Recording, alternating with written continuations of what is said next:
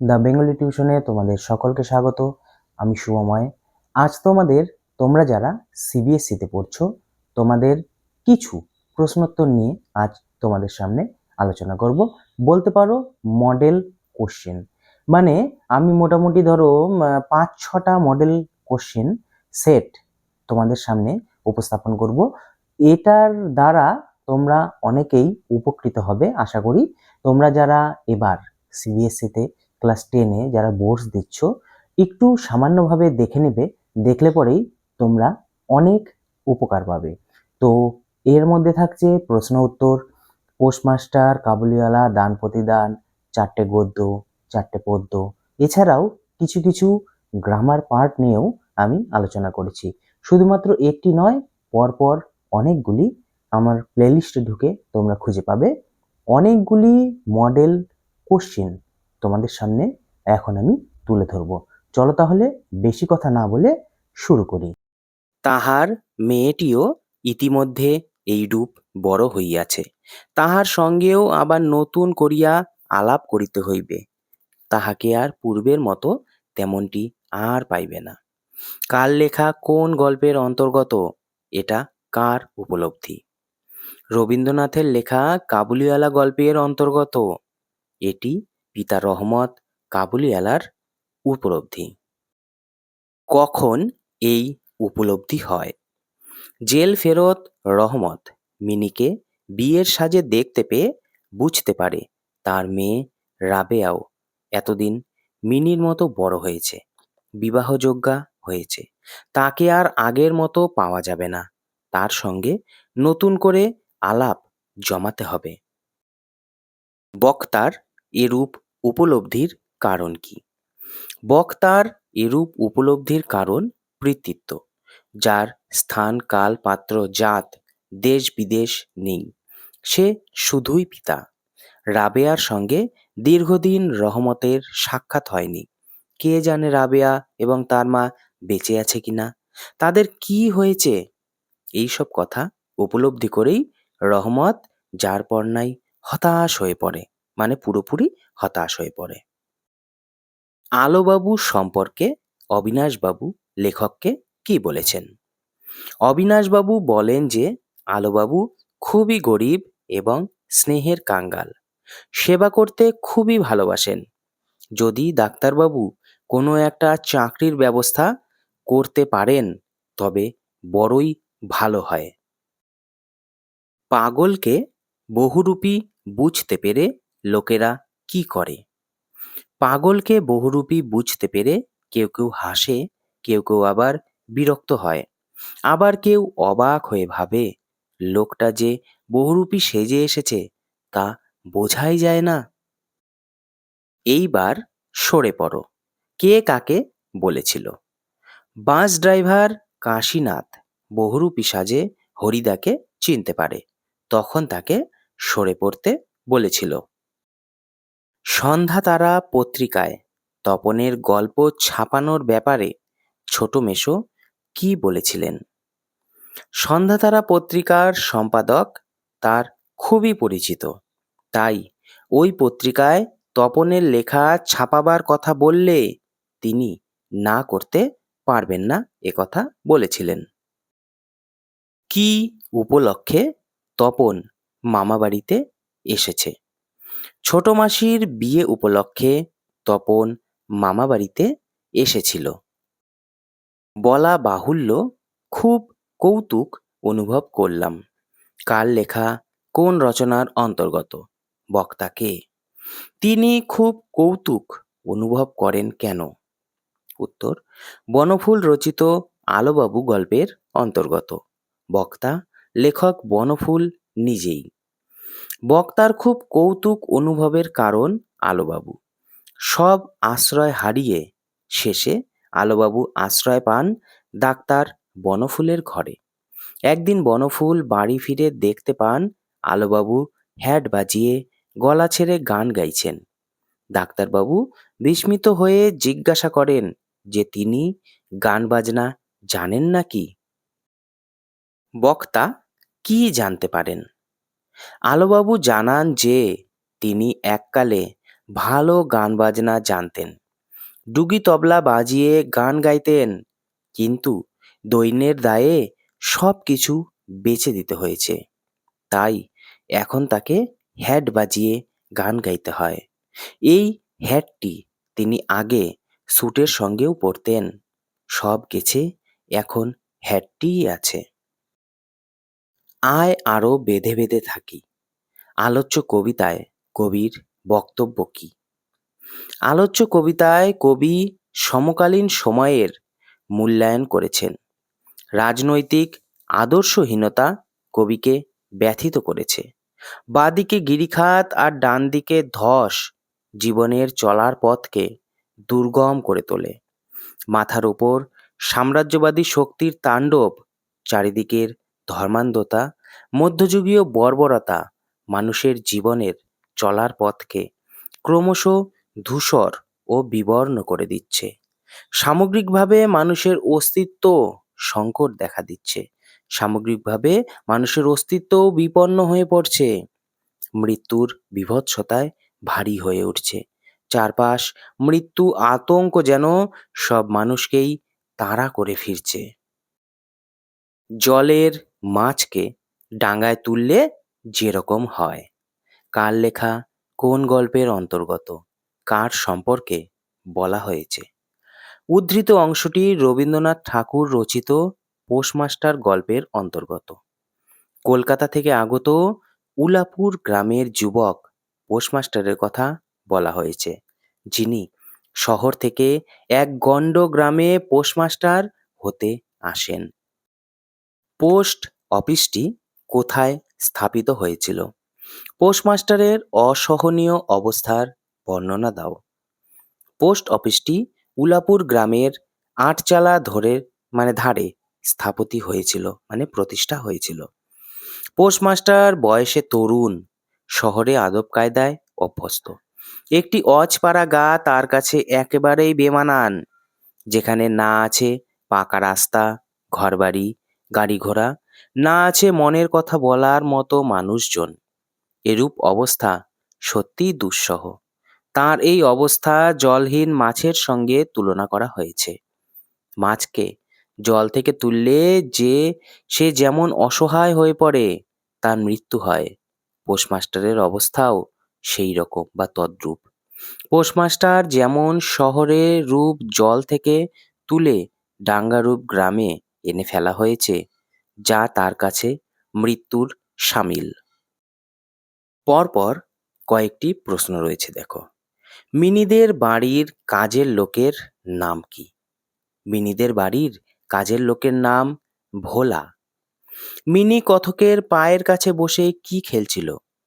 Mini কথকের পায়ের কাছে বসে আগডুম ঘোড়াডুম বা আগডুম বাগডুম খেলছিল। দান প্রতিদান গল্পে বড়গিন্নির নাম কি? দান প্রতিদান গল্পে বড়গিন্নির নাম ব্রজসুন্দরী। শশীভূষণের একমাত্র জমিদারির নাম কি? শশীভূষণের একমাত্র জমিদারির নাম এনাথ শাহী। শশীভূষণ কিরূপ স্বভাবের মানুষ ছিলেন? শশীভূষণ ছিল ঢিলেঢালা স্বভাবের মানুষ। আপনার এই আলোবাবু লোকটি তো অদ্ভুত ধরনের মনে হচ্ছে। কার লেখা কোন গল্পের অন্তর্গত? বক্তা কে? কাকে বলেছে? বনফুল রচিত আলোবাবু গল্পের অন্তর্গত। আলোচ্য অংশের বক্তা ডাক্তার বলাইচাঁদ মুখোপাধ্যায় বা বনফুল। তিনি এ কথা প্রখ্যাত উকিল অবিনাশবাবুকে বলেছেন। লোকটির পরিচয় দাও। অবিনাশবাবুর বাড়িতে আলোবাবুর সঙ্গে লেখকের দ্বিতীয়বার সাক্ষাৎ হয়। আলোবাবু নিঃস্ব, রিক্ত, দরিদ্র, অকৃতদার। সংসারে আপন বলতে কেউ নেই, পরের দয়াতে বেঁচে আছেন। স্নেহের কাঙ্গাল তিনি, তাই কারো একটু স্নেহের স্পর্শ পেলে জীবন দিয়ে সেই স্নেহের প্রতিদান দিতে চেষ্টা করেন। আর এ কারণেই বিপত্তি।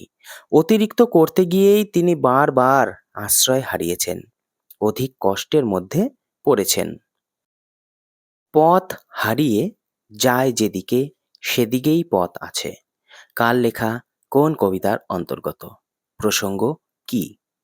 আলোচ্য অংশটি কবি শক্তি চট্টোপাধ্যায়ের 'তিন পাহাড়ের কোলে' কবিতার অন্তর্গত। আলোচ্য অংশে কবি 'তিন পাহাড়ের কোলে'র প্রাকৃতিক সৌন্দর্যের কথা ব্যক্ত করেছেন। 'তিন পাহাড়ের কোলে' পথ চলার কোনো নির্দিষ্ট পথরেখা নেই, তাই যেদিকেই তাকানো যাক না কেন সেদিকেই পথের সন্ধান পাওয়া যায়। আলোচ্য অংশের বক্তব্য কি? 'তিন পাহাড়ের কোলে' নির্জনতা সেখানকার আবহ নির্মাণ করে। সেখানে কোনো তৈরি পথ নেই, তাই যে কোনো স্থানেই পথ তৈরি করে নেওয়া যায়। ঝর্ণা, টিলা, কাদর সবই বর্তমান, যেদিকেই তাকানো যায় সেদিকেই চোখ আটকে যায়। এর কথা কে বা জানে? কার লেখা কোন কবিতার অন্তর্গত? কোন প্রসঙ্গে এই উক্তি? আলোচ্য অংশটি কবি শঙ্খ ঘোষের 'আয় আরো বেঁধে বেঁধে থাকি' কবিতার অন্তর্গত। আলোচ্য অংশে কবি সমাজে উপেক্ষিত, নিপীড়িত মানুষের কথা বলেছেন, যাদের কথায় কেউ আমল দেয় না, যারা প্রতিনিয়ত অন্যায়ের শিকার হচ্ছে। এই প্রসঙ্গেই কবির এই উক্তি। প্রসঙ্গ নির্দেশ করে অর্থ পরিস্ফুট করো। ধর্ম, সমাজ, রাষ্ট্রনীতির ক্ষেত্রে কেবল ক্ষমতাশালী ব্যক্তিরাই সবকিছু নিয়ন্ত্রণ করে থাকে। সাধারণ মানুষ সেখানে উপেক্ষিত, অনাদৃত। সাহায্যের প্রত্যাশায় দাঁড়ে দাঁড়ে ঘুরে বেড়ানোই তাদের সার হয়। অপরের কৃপায় বেঁচে থাকা ছাড়া অন্য কোনো উপায় থাকে না তাদের। গল্প শুনে খুব গম্ভীর হয়ে গেলেন হরিদা। কাকে কোন গল্প শোনানো হয়েছিল? উত্তর: কথকেরা হরিদাকে জগদীশবাবুর বাড়িতে অবস্থানরত এক সন্ন্যাসীর গল্প বলেছিলেন। তিনি নাকি হিমালয় থেকে নেমে এসেছেন। তার বয়স নাকি 1000 বছরের বেশি। সারা বছর তিনি নাকি একটি মাত্র হরিতকি ছাড়া আর কিছুই খান না। সন্ন্যাসীর পদধূলিও নাকি খুবই দুর্লভ। জগদীশবাবু ছাড়া অন্য কাউকে তিনি নাকি পদধূলি দেননি। একমাত্র জগদীশবাবু ছাড়া অন্য কেউ তার পদধূলি পাননি। তাও অনেক কসরত করে কাঠের খড়মে সোনার বোল পরিয়ে সন্ন্যাসীর পায়ের কাছে ধরেন। সন্ন্যাসীর খড়মে পা গলাতে গেলে জগদীশবাবু পায়ের ধুলো নিয়ে নেন। এই গল্পই হরিদাকে শোনানো হয়েছিল। কাদের কোন গল্প শুনে হরিদা গম্ভীর হয়ে যান? হরিদা কথকদের মুখে সন্ন্যাসীর গল্প শুনে গম্ভীর হয়ে যান। কোনো দিকে তার মনোযোগ ছিল না। কথকেরা বুঝতে পারে সন্ন্যাসীর কথা শুনে হরিদার মনে নতুন কোনো মতলব মাথাচাড়া দিয়েছে। এরপর হরিদা কথকদের জগদীশবাবুর বাড়িতে যেতে বলেন। সেখানে তিনি খেলা দেখাবেন। সেখানে যাওয়ার উদ্দেশ্য ছিল সারা বছরের খরচের জন্য প্রয়োজনীয় অর্থ সংগ্রহ করে নেওয়া। হরিদা জগদীশবাবুকে ধর্মের বুলি শুনিয়ে নিজের উদ্দেশ্য সাধন করতে চেয়েছিলেন, কিন্তু অভাবী হয়েও স্বভাব নষ্ট করেননি। তাই জগদীশবাবুর দেওয়া 101 টাকা তিনি গ্রহণ না করেই চলে আসেন। নির্দেশ অনুযায়ী সন্ধি যুক্ত করো। দিক যোগ ইন্দ্র, দিগিন্দ্র। পরি যোগ ছন্ন, পরিচ্ছন্ন। উৎ যোগ ছিন্ন, উচ্ছিন্ন। বাক যোগ দেবী, বাগদেবী। উদ যোগ হৃত, উদ্ধৃত। সম যোগ ধান, সন্ধান। নির্দেশ অনুযায়ী সন্ধি যুক্ত করো। তদ যোগ পরতা, তৎপরতা। উদ যোগ হার, উদ্ধার। সম যোগ তি, শান্তি। প্রসন যোগ সা, প্রশংসা। ষট যোগ মাস, সন্মাস। প্রিয়ম যোগ বদা, প্রিয়ংবদা। নির্দেশ অনুযায়ী বাক্য পরিবর্তন করো। জাত ব্যক্তির মৃত্যু অবশ্যম্ভাবী, জটিল বাক্য। যে ব্যক্তি জন্মেছে তার মৃত্যু অবশ্যম্ভাবী। যদি অতিবৃষ্টি হয় তবে বন্যা অবশ্যম্ভাবী, সরল বাক্য। অতিবৃষ্টির ফলে বন্যা অবশ্যম্ভাবী। তর্করত্ন পাশ কাটিয়ে পিছন করে চলে গেল, যৌগিক বাক্য। তর্করত্ন পাশ কাটালেন এবং পিছন করে চলে গেলেন। নির্দেশ অনুযায়ী বাক্য পরিবর্তন করো। পাঠশালা আর পান্থশালায় কোনো প্রভেদ নেই, সরল বাক্য। পাঠশালা যেন পান্থশালা। পথিকের বিশ্রামের জন্যই সরাইখানা, জটিল বাক্য। পথিকরা যাতে বিশ্রাম করতে পারে সেজন্যই সরাইখানা। নির্দেশ অনুযায়ী বাক্য পরিবর্তন করো। আমি তুমি নাটক লিখলেও কি ডিএল রায় হতে পারবো, যৌগিক বাক্য। আমি তুমি নাটক লিখতে পারি কিন্তু ডিএল রায় হতে পারবো না। স্কুলে পৌঁছেছি আর বৃষ্টিও আরম্ভ হয়েছে, সরল বাক্য। স্কুলে পৌঁছানো মাত্র বৃষ্টি আরম্ভ হয়েছে। নির্দেশ অনুযায়ী বাক্য পরিবর্তন করো। তিনি বিদ্বান বটে কিন্তু অহংকারী নন, জটিল বাক্য। যদিও তিনি বিদ্বান তবুও তিনি অহংকারী নন। কাজ আরম্ভ করো এবং শেষও করো, জটিল বাক্য। যে কাজ আরম্ভ করেছ তা শেষ করো। যদিও তিনি ধনী তবুও তিনি হৃদয়বান নন, সরল বাক্য। তিনি ধনী হলেও হৃদয়বান নন।